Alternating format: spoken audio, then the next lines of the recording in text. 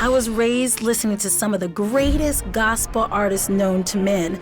That included Marvin Sapp, Donnie McClurkin, and Kirk Franklin. I was so excited to have the opportunity to sit down with them during their Kingsmen tour, but I didn't want to ask the questions everyone else asked. I wanted to hear what they had to say about some tough issues. Let's talk about restoration and restoring.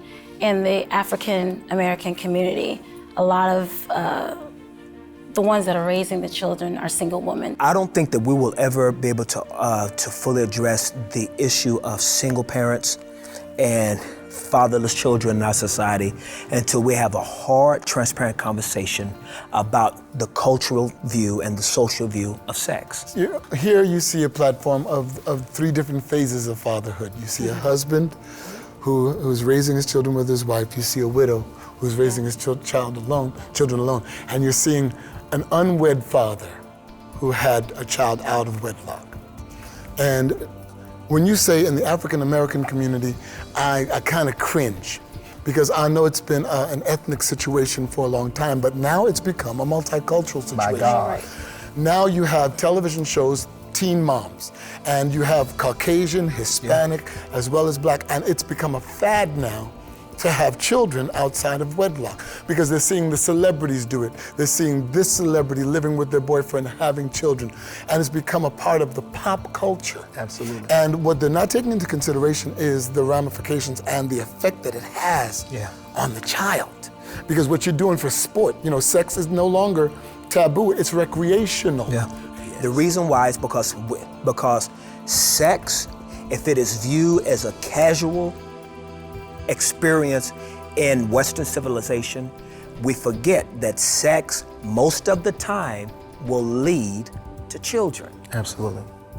Note the reason why single mothers are not going up to the PTA meetings as much and being involved in the school programs as much is because what little girl, as a little girl, thinks, when I grow up, when I become 15 or 17, I want to have a baby by a guy that leaves me, or 13, or 13, 12. leaves me and is never around. That's what I want to be when I grow up. So the mama's mad because her dream is not happening the way she wants it to be. So she's not engaged and involved in the school. The boy was out for a good time that night. He wasn't planning to be a daddy, so neither one of them are happy about the role. Now the society is forcing them to play the role. But if we don't talk about sex, we're having a mute discussion because sex leads to children.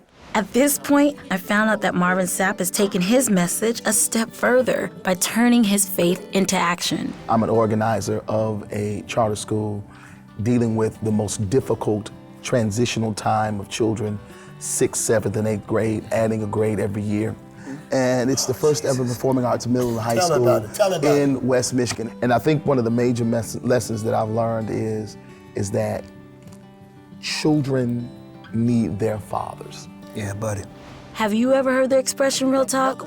Well, this is real talk. I'm dealing with situations even in our ministry. I got to deal with a 13-year-old, 14-year-old girl who's having all manner of sex and still consider herself a virgin because she hasn't had vaginal sex. It's the end result of abstinence that will be the goal, meaning whether it's the teaching of self-value or learning how to see yourself through the lens of how God sees you.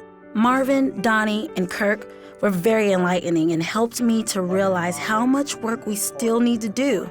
We can only guide the next generation in the right direction if we have the Word of God in our hearts. The reason why the gospel survived so many centuries it is because Jewish people took serious of the fact that their child could not leave the house without being able to regurgitate the Torah and all of the laws of the Old Testament, that they had to be able to repeat it and they had to be able to have it written on the tablets of their heart, as Paul would say. That's why Paul used those illustrations of writing it on the tablet of your heart, because Paul said, I wouldn't have known what sin was until the law said, do not sin. And so it is not pointing out what's wrong that's going to get people to do what's right. It's pointing out what's right that gets people to do even righter. If that's good, if that's a word. If that's a word.